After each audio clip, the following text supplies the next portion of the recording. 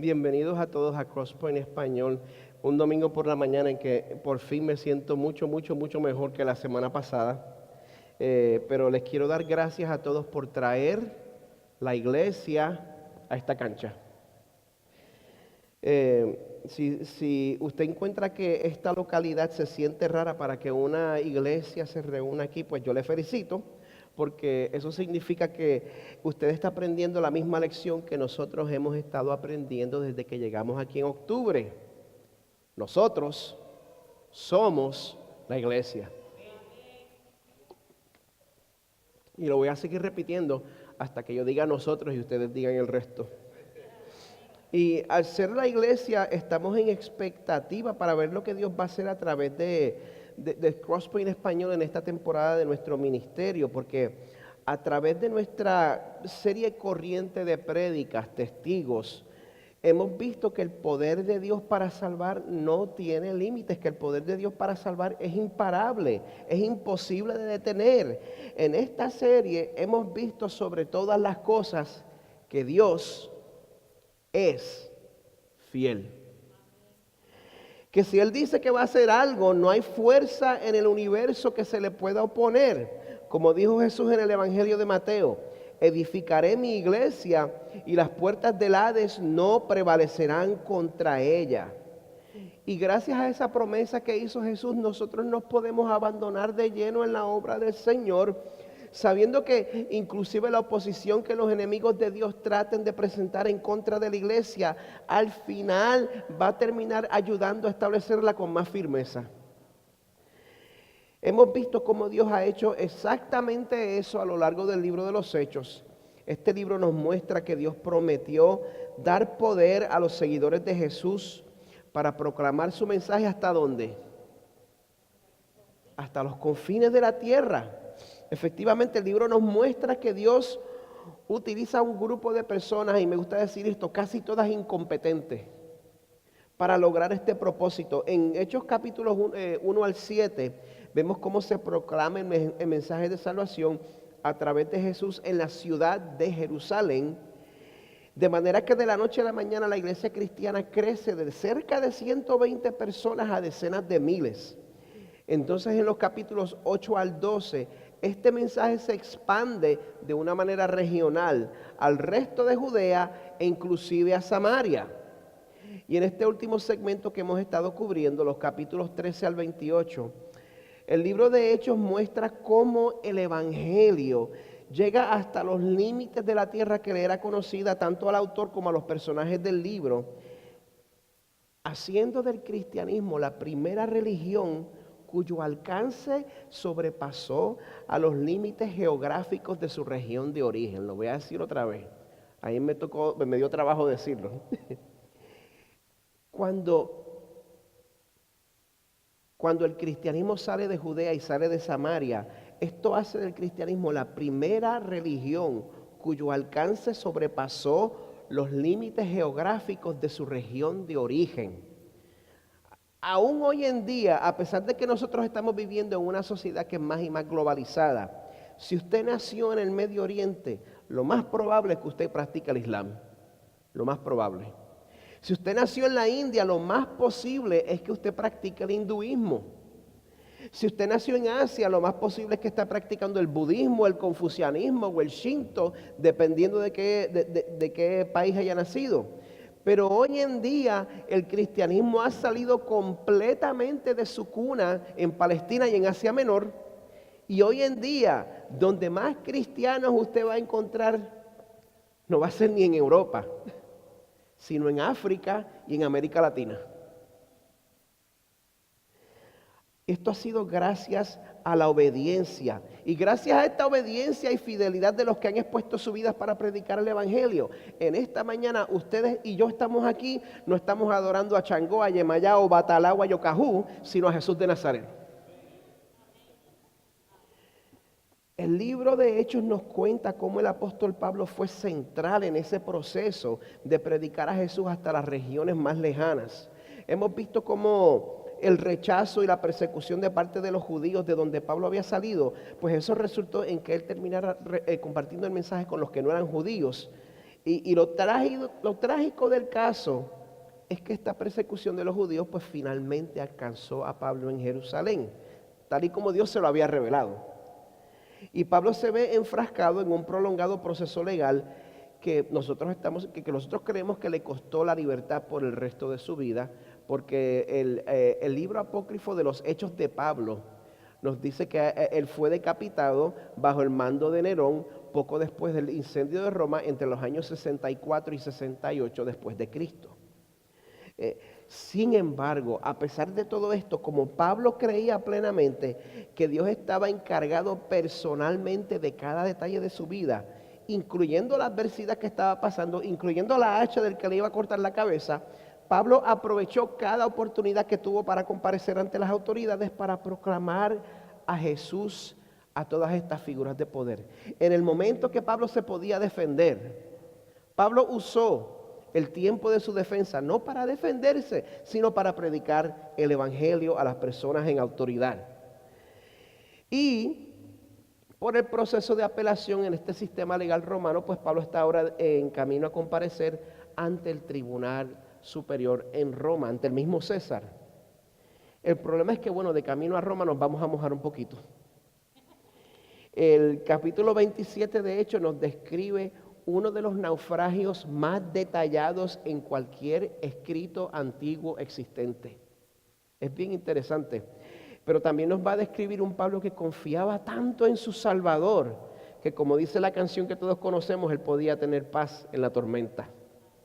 Así que les voy a pedir que busquen sus Biblias en Hechos 27, 13 al 38. Hechos 27, 13 al 38. Así que mientras ustedes buscan, les puedo pedir que oremos juntos y que Dios nos ayude en este momento, tanto a mí a predicar como a ustedes a recibir la palabra del Señor. Y Señor, te pedimos que cuando nos toque navegar por las tormentas de la vida, Señor, que tú preserves en nuestros corazones una confianza plena en ti. Te pido, Señor, que las olas y que los vientos no nos distraigan de servirte de todo corazón. Que no usemos la adversidad de nuestras vidas, Señor, como una excusa para no servirte. Ayúdanos a servirte, Señor, con valentía, con fidelidad. Te rogamos, Señor, que cuando nos sintamos tentados a poner nuestra vista en las tormentas que están a nuestro alrededor, Señor, que nosotros confiemos en tu fidelidad. Esa fidelidad que cada momento vemos en nosotros. Una fidelidad que nunca cambia, Señor, y que a través de esta confianza el mundo vea que tú eres el tesoro de mayor valor. Señor, que como resultado muchos crean y sean salvos. Tú tienes el poder para esto y pedimos esto en el nombre de Jesús. Amén. Bueno, antes de exponer el pasaje de hoy, yo quiero tomar un minuto para hablarles sobre el valor incalculable de aprender a través de la experiencia. Y para eso voy a usar el ejemplo de una banda musical de jóvenes que ellos llevaban años juntos practicando y tocando en bares de mala muerte. Y después de varios años de lucha, finalmente ellos consiguen una audición con una de las compañías disqueras más prestigiosas para ese tiempo. Y esa compañía todavía está vigente, se llama Decca Records. Cuando por fin pudieron hacer su audición, la compañía los rechazó casi al instante. Les dijo que los grupos de guitarristas estaban a punto de pasar de moda. Esa fue la excusa que usaron. La historia probó que lo mejor que hizo esta banda fue no rendirse ante estas malas noticias, ya que ellos se daban cuenta del talento que tenían. Ellos más bien permitieron que esa experiencia los enseñara a hacer una mejor audición la próxima vez que se les diera la oportunidad. Y esta banda terminó siendo no solo exitosa, sino que, bueno, ya sea que les guste el grupo o no, también ellos terminaron siendo una influencia cultural significativa para generaciones y músicos subsecuentes, incluyendo a su pastor. Una de las bandas que más me motivaron a mí a aprender la guitarra a los 10 años de edad. ¿De qué banda estoy hablando? Pues por supuesto estoy hablando de los Beatles. Y no me estén mirando con la cara de religioso que a ustedes les gusta o su trío Los Panchos, el Gran Combo o Chayanne, no se hagan. Amén. Bueno, esto nos enseña que las malas experiencias no necesariamente tienen que convertirnos en personas paralizadas por la amargura. Nos puede pasar algo malo, pero eso no tiene que significar que nos vamos a convertir en personas paralizadas por la amargura. Y en el pasaje de hoy vamos a ver un Pablo que había tenido un encuentro con Dios que lo había transformado de tal manera. Hablamos de esto durante nuestro grupo de estudio de aplicación. El encuentro que tuvo Pablo con Dios lo transformó de tal manera que no había persecución, no había golpe, no había azote por el cual él tuviera que pasar que le quitara la certeza absoluta que él tenía de que Dios iba a hacer lo que él había prometido, a como dé lugar, sea como sea y cueste lo que cueste. Porque cuando nosotros sabemos con certeza que Dios está sentado en el trono ahora mismo, en este mismo instante, si nosotros sabemos con certeza que Dios está sentado en el trono, cualquier sufrimiento que pasemos nos va a equipar, nos va a ayudar para predicar con mayor dulzura. El sufrimiento le va a hacer usted un cristiano más dulce. El sufrimiento va a hacer de usted un mejor predicador. Nos va a ayudar a proclamar el mensaje de salvación con una dulzura que de otra manera nosotros no podríamos tener. Por eso yo creo que Dios nos está llamando a aprender el arte de sufrir bien. En el 95% de las iglesias a la gente se les está enseñando a ser campeones, pero aquí yo creo que el Señor nos está llamando a aprender el arte de sufrir bien. ¿Sabe por qué? Porque si sabes sufrir, sabes servir. Así que vamos a empezar a exponer el pasaje de hoy en el verso 13, como les dije. Les quiero dar un breve resumen de lo que ha pasado hasta este momento. La semana pasada nuestro propio Luis Burgos nos sirvió muy bien, muchas gracias. Él nos habló de cómo Pablo compareció delante de Festo y el rey Agripa, nombres que tengo que pausar para decirlo. Y cómo, les dije, en vez de aprovechar ese momento para mostrar una defensa que le podía dar la libertad, él aprovecha esta oportunidad para compartir su testimonio de cómo Jesús lo había salvado. Y por eso Festo y Agripa deciden enviarlo a Roma para que decidieran el caso allí. Parece aquí que Pablo era un preso con privilegios, quizás porque era ciudadano romano.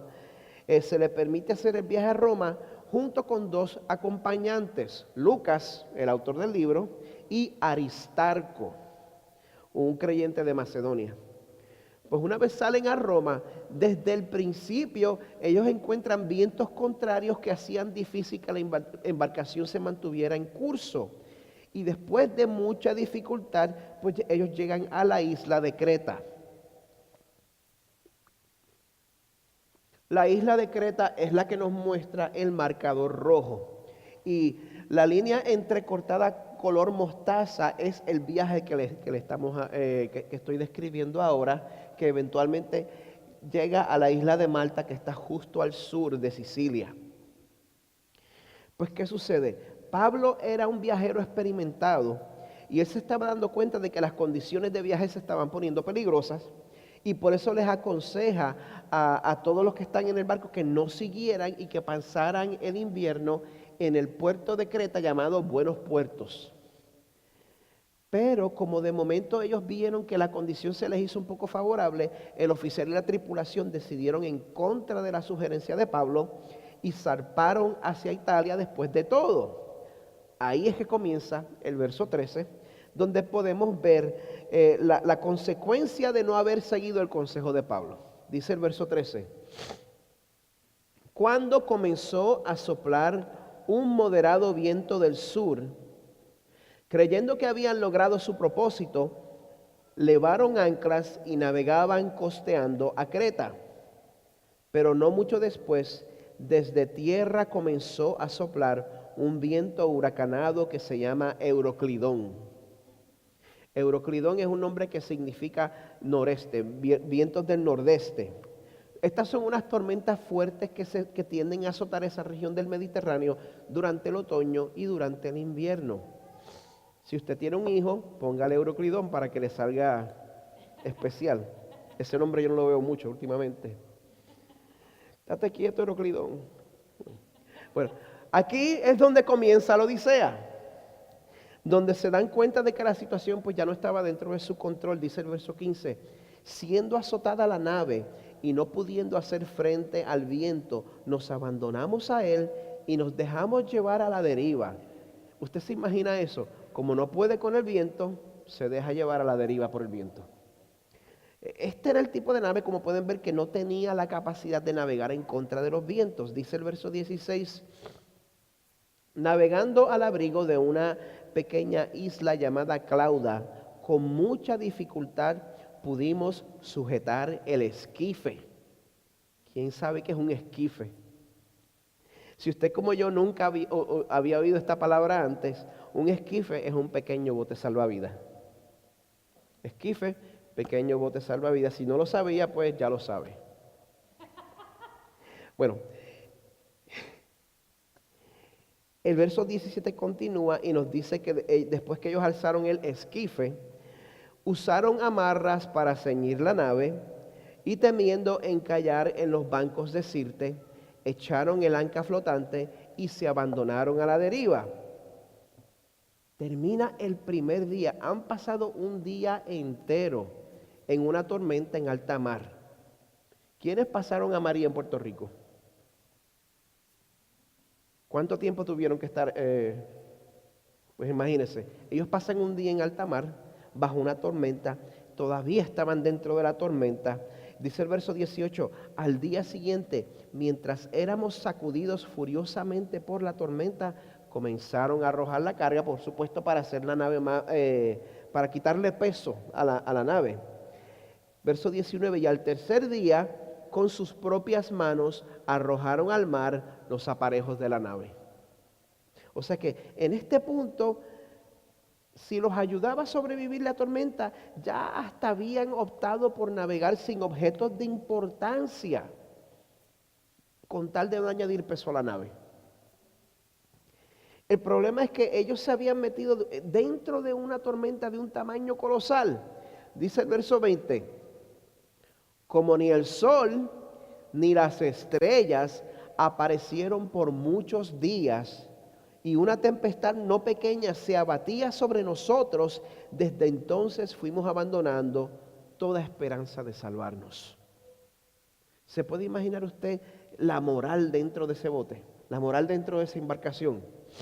Una tormenta tan grande y tan intensa que por el día no aparecía el sol y por la noche no se veían las estrellas. Y después de estar luchando y luchando día tras día dentro de esa tormenta por salvar sus vidas, las cosas no cambian. Así que ellos pierden toda esperanza y empiezan a considerar la posibilidad de que ellos no iban a salir vivos de esa situación.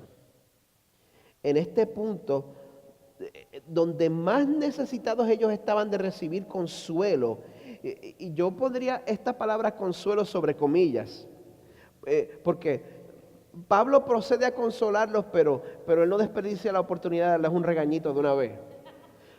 Él les dice en el verso 21, cuando habían pasado muchos días sin comer, Pablo se puso en pie en medio de ellos y dijo, amigos, debierais haberme hecho caso y no haber zarpado de Creta, evitando así este perjuicio y pérdida. Yo no sé usted, pero yo no estoy seguro de qué pensar de esto. Muchas veces nosotros queremos pues endiosar a los héroes de la Biblia, pero los héroes de la Biblia no eran dioses, eran hombres y mujeres como usted y yo. Y yo no sé, cuando yo he metido la pata en mi vida, a mí no me gusta que me respondan con yo te lo dije. Yo no sé usted. A mí nunca me ha caído bien que me vengan con eso. Pero gracias a Dios que Pablo no se quedó ahí. Él dice en el verso 22, pero ahora os exhorto a tener buen ánimo, porque no habrá pérdida de vida entre vosotros, sino solo del barco. En ese momento los que estaban navegando con Pablo, ellos se dan cuenta de que mientras ellos ya estaban preparándose para morir, Pablo el prisionero, no estamos hablando de Pablo el evangelista internacional, Pablo el prisionero estaba mostrando una calma y una seguridad que ninguno de ellos tenía. Una calma que le daba a Pablo la capacidad de consolar a los que estaban pasando la misma situación que él. Pablo estaba en las mismas que ellos. Sin embargo, él los estaba consolando. Esta calma no tenía nada que ver con la personalidad de Pablo. Esta calma y esta habilidad de ser de servicio en medio del sufrimiento, esta habilidad de brillar en este momento de oscuridad, esta habilidad de apuntar en dirección a Dios cuando parecía que las olas se iban a tragar a la embarcación. Esta calma, esta habilidad sucedieron por 4 razones que le voy a mostrar. Vamos al verso 23. La primera razón la vemos al principio del verso 23. Porque esta noche estuvo en mi presencia un ángel. Pablo pudo consolar a sus compañeros en medio de la tormenta porque, número 1, Pablo vivía en busca de la presencia de Dios. Pablo vivía en búsqueda de la presencia de Dios. Y en el momento en que más tentados nos sentimos a salir corriendo, Dios nos hace una invitación a que quitemos nuestra vista de la tormenta que nos rodea y que confiemos en Él. Como Pablo era fariseo, estoy seguro que él se sabía el Salmo 121 de memoria. ¿Quién se sabe el Salmo 121 de memoria? En medio de la tormenta él podía decir: alzaré mis ojos a los montes, ¿de dónde vendrá mi socorro? Mi socorro viene de Jehová, que hizo los cielos y la tierra. No dará tu pie al resbaladero, ni se dormirá el que te guarde. Aquí no se dormirá, no se adormecerá ni dormirá el que guarda a Israel. Jehová es tu guardador. Jehová es tu sombra a tu mano derecha. El sol no te fatigará de día ni la luna de noche. Jehová te guardará de todo mal. Él guardará tu alma. Jehová guardará tu salida y tu entrada desde ahora y para siempre. Cuando llega la tormenta a su vida, ¿tiene usted la palabra de Dios en su memoria? ¿Tiene usted la palabra de Dios en su corazón? La presencia verdadera de Dios no es un estado emocional. No estamos hablando de un éxtasis, sino que el Espíritu Santo nos convence de que Dios está con nosotros a medida que nosotros lo vamos conociendo en su palabra y permaneciendo en Él. Vale la pena sacar tiempo para memorizar la palabra de Dios. Ahora, la segunda razón por la que Pablo pudo consolar a sus compañeros en medio de la tormenta, la vemos cuando seguimos leyendo el verso 23. Esta noche estuvo en mi presencia un ángel del Dios de quien soy. El Dios de quien soy. Pablo podía tener paz en la tormenta porque Pablo sabía que él era propiedad de Dios. Y ese conocimiento de que, como dice el Salmo 24, verso 1, de Jehová es la tierra y su plenitud, el mundo y los que en él habitan. Esa certeza le daba la confianza de poder decir lo que el mismo Pablo escribió en Romanos 8. Estoy convencido de que ni la muerte, ni la vida, ni ángeles, ni principados, ni lo presente, ni lo porvenir, ni los poderes, ni lo alto, ni lo profundo, ni ninguna otra cosa creada nos podrá separar del amor de Dios que está en Cristo Jesús, Señor nuestro. La tercera razón por la que Pablo pudo consolar a sus compañeros en medio de la tormenta se encuentra en el resto del verso 23. Desde el principio. Esta noche estuvo en mi presencia un ángel del Dios de quien soy y a quien sirvo. La identidad de Pablo no era afectada por lo que estaba sucediendo a su alrededor, porque Pablo no era presa de las circunstancias, sino que él vivía para servir a su Salvador. Por eso Pablo no se identificaba como prisionero de Roma. Cuando él empezaba sus cartas, él no decía Pablo prisionero de Roma.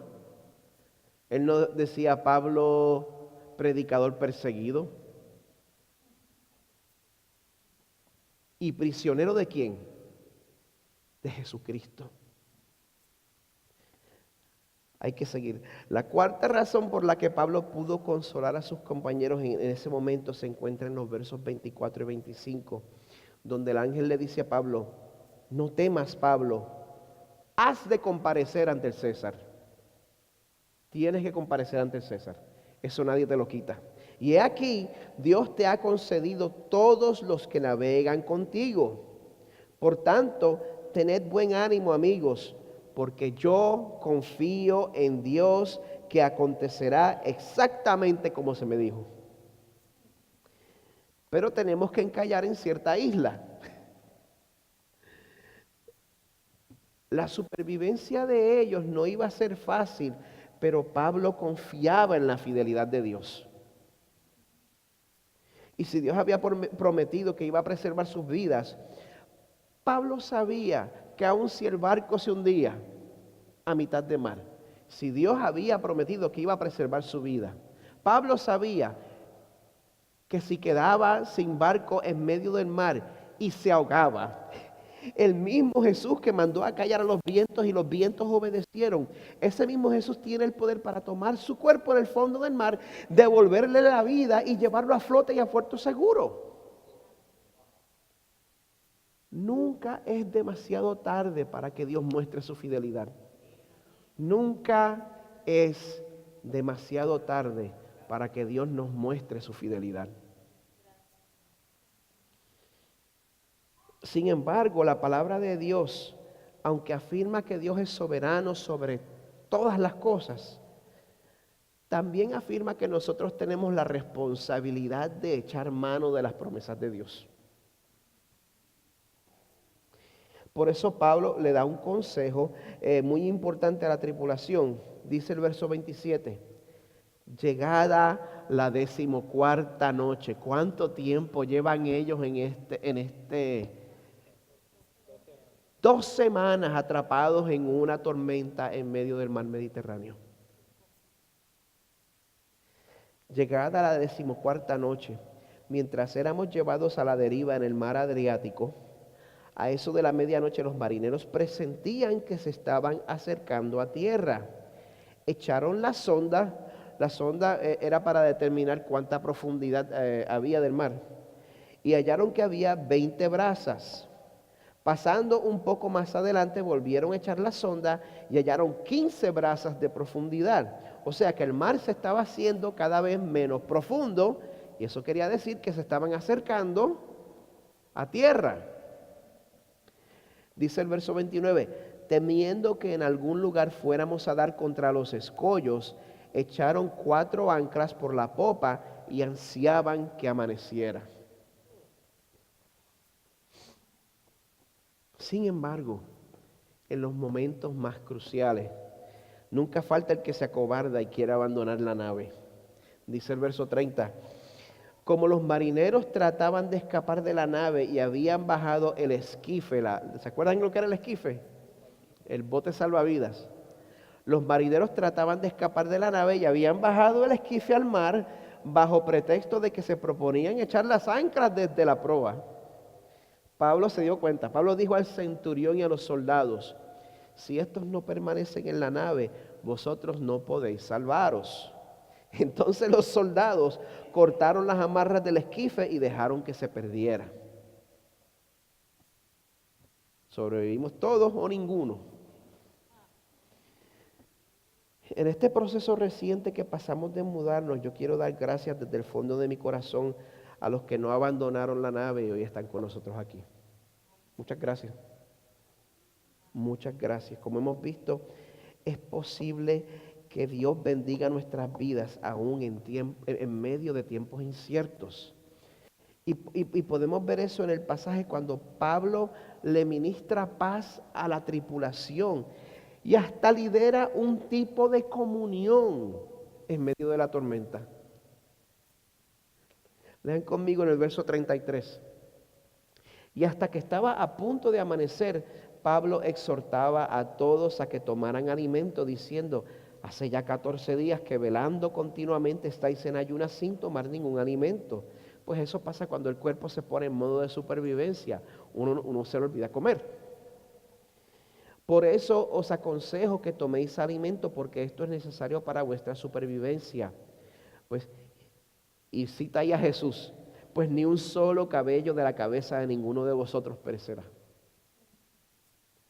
Habiendo dicho esto, tomó pan y dio gracias a Dios en presencia de todos, y partiéndolo comenzó a comer.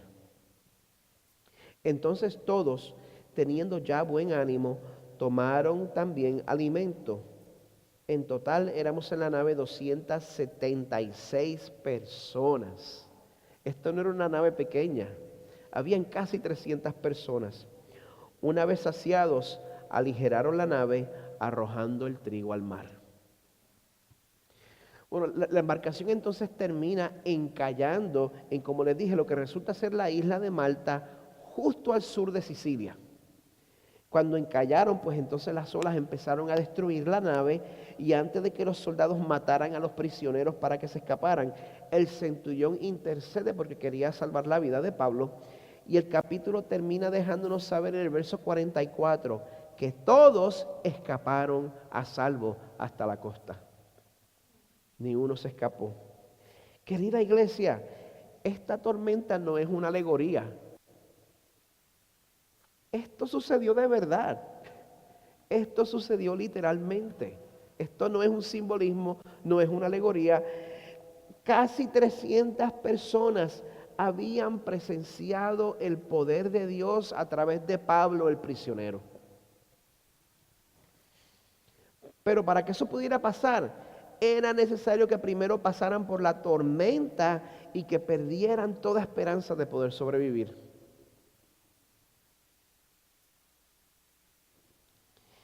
Pero es precisamente en ese punto donde vemos que Dios manifiesta su poder. En el momento donde perdemos toda esperanza de poder sobrevivir. Te pregunto, ¿qué tormenta estás pasando ahora mismo? ¿Te sientes tentado, te sientes tentada a perder las esperanzas porque parece que las olas se van a tragar tu embarcación? Dios nos llama a confiar en que su mano sigue siendo 100% soberana, aún en medio del euroclidón que estés pasando. Uno de los comentarios del libro de los Hechos que estoy usando para esta serie dice así: a menudo estamos enfocados en los resultados cuando Dios está enfocado en el proceso. Queremos llegar a Roma de una vez, pero Dios está más interesado en cómo vamos a llegar. Mi oración en esta mañana es que Dios nos convenza a todos aquí de que si no nos va como quisiéramos, eso no quiere decir que Dios ha dejado de existir. Si la vida no te está yendo como tú quieres que te vaya, eso no quiere decir que Dios se desapareció de momento y dejó de ser Dios. Eso no quiere decir que Dios ha dejado de ser soberano. No seamos tripulantes inútiles, no seamos tripulantes cobardes que abandonan la nave. Sigamos siendo de servicio a los demás, aunque parezca que la embarcación está a punto de zozobrar. Sigamos siendo de servicio a los demás, aunque parezca que la embarcación está a punto de zozobrar. Samuel, puedes pasar ya. Les exhorto a que aprendamos ese arte que les dije al principio, el arte de sufrir bien. Y nosotros podemos sufrir bien cuando recordamos que Dios ya ha demostrado su amor por nosotros pasando el peor tormento posible.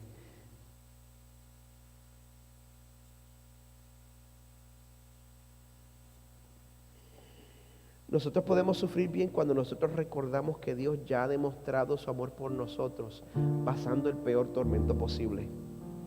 Hebreos 12, 1 al 3 dice así: por tanto, Puesto que tenemos en derredor nuestro tan grande nube de testigos, despojémonos también de todo peso y del pecado que tan fácilmente nos envuelve y corramos con paciencia la carrera que tenemos por delante.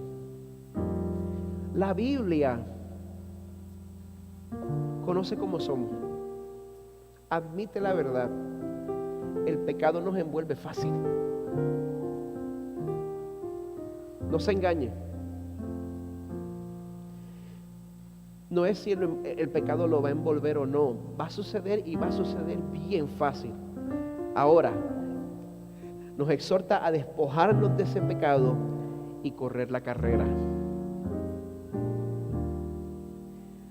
Verso 2. Puestos los ojos en Jesús, el autor y consumador de la fe, quien por el gozo puesto delante de él soportó la cruz, menospreciando la vergüenza, y se ha sentado a la diestra del trono de Dios. Considerad pues a aquel que soportó tal hostilidad de los pecadores contra sí mismo, para que no os canséis ni os desaniméis en vuestro corazón. A través de Cristo tenemos una fuente interminable de ánimo. Si usted se le termina el ánimo, es porque usted ha dejado de tomar en la fuente. Tome en la fuente. Mientras usted siga llegando a la fuente va a seguir fluyendo.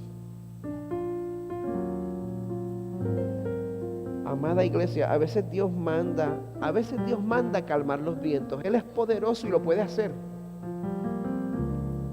Pero otras veces Él va a permitir que las tormentas sigan rabiando. Pero su presencia no cambia y Él sigue siendo fiel.